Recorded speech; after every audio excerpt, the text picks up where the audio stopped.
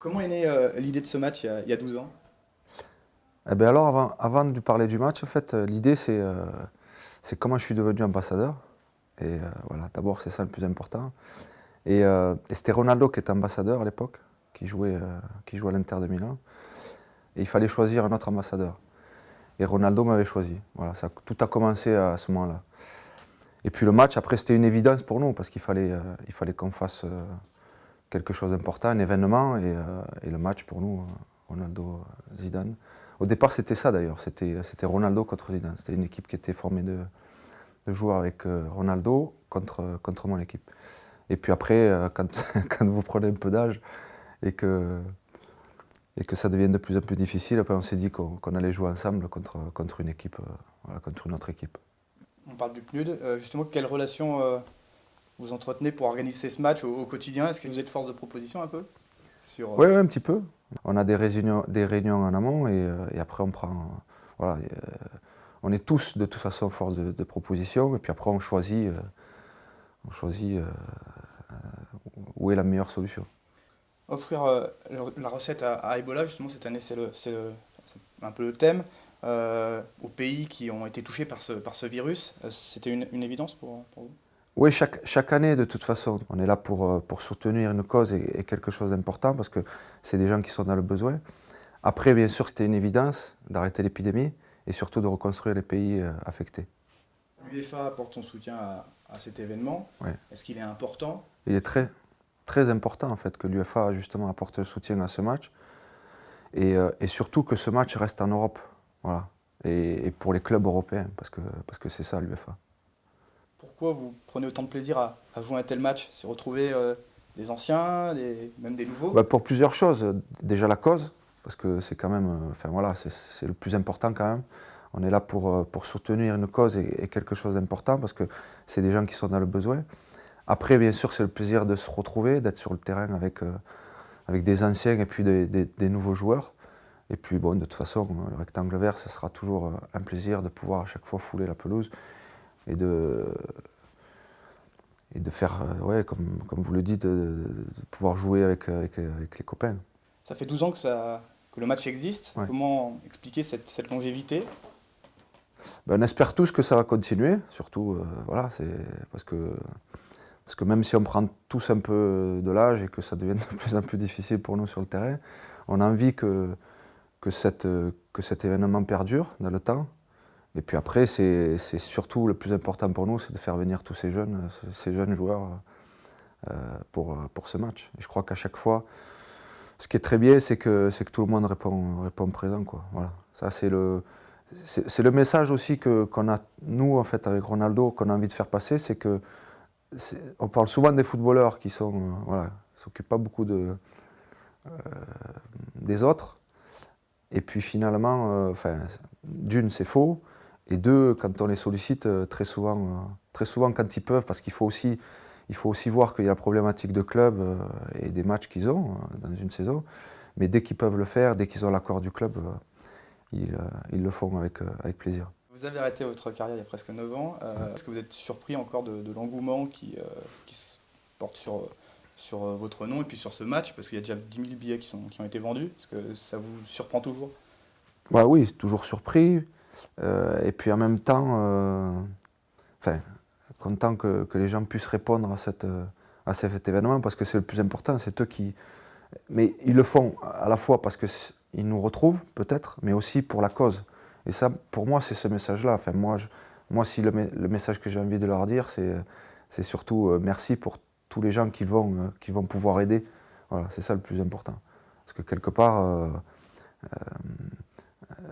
ils font un geste et chacun, justement, à sa manière, peut le faire. Parce qu'on me dit souvent, ouais, qu'est-ce que je vais faire? Non.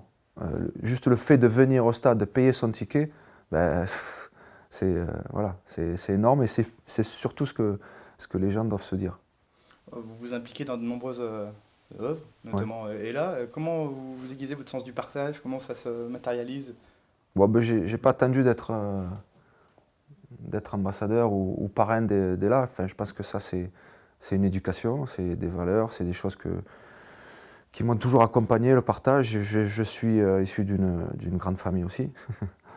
Et chez nous, c'est très important, quoi. Voilà. Je suis le dernier d'une famille. J'ai eu des exemples devant moi, des grands frères qui m'ont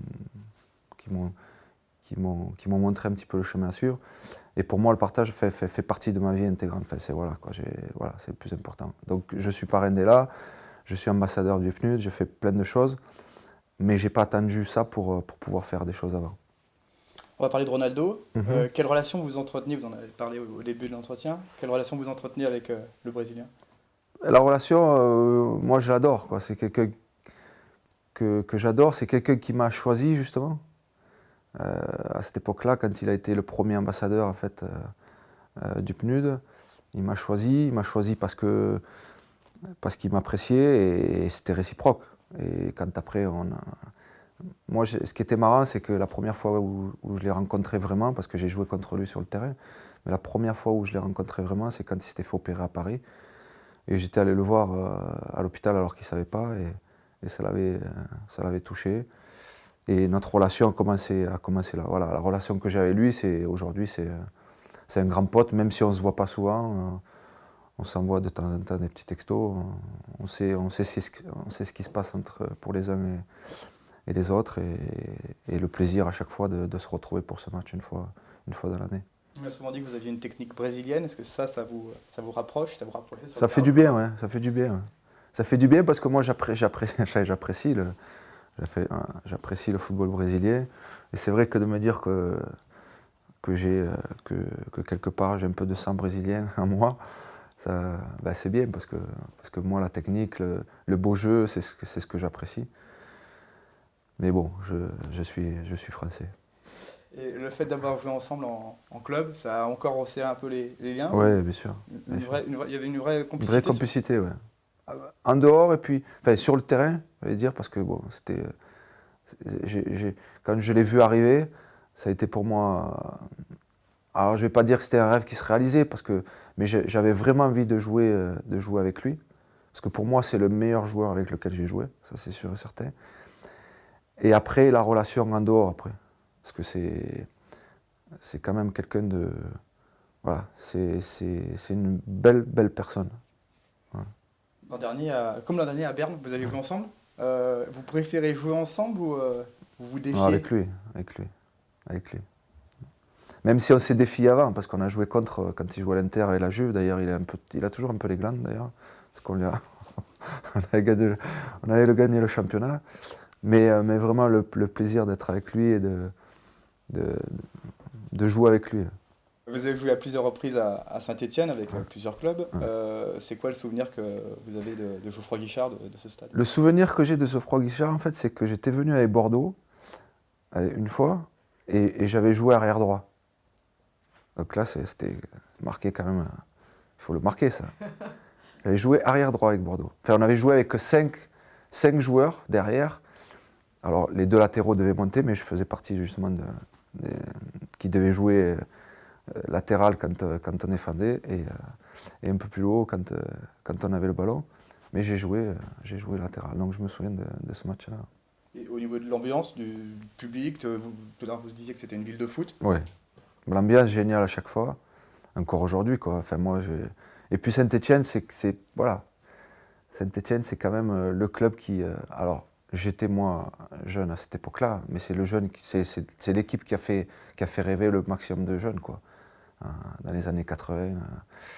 Donc voilà. Et puis comme ma couleur préférée quand même, c'est le vert. Donc voilà. J'ai quelque chose de particulier avec Saint-Étienne et cette ville qui pour moi respire le football.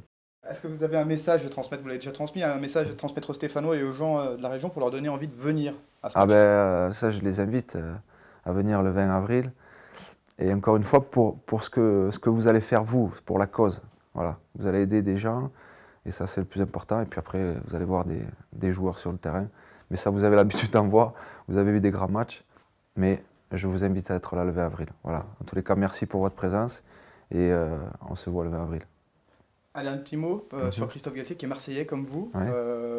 Vous le connaissez Je le connais un petit peu.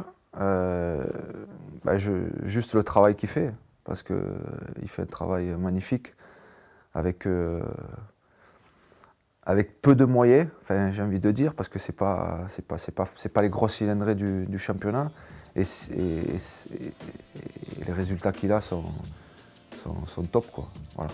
Donc bravo à lui, et c'est bien de voir Saint-Étienne dans le haut du tableau.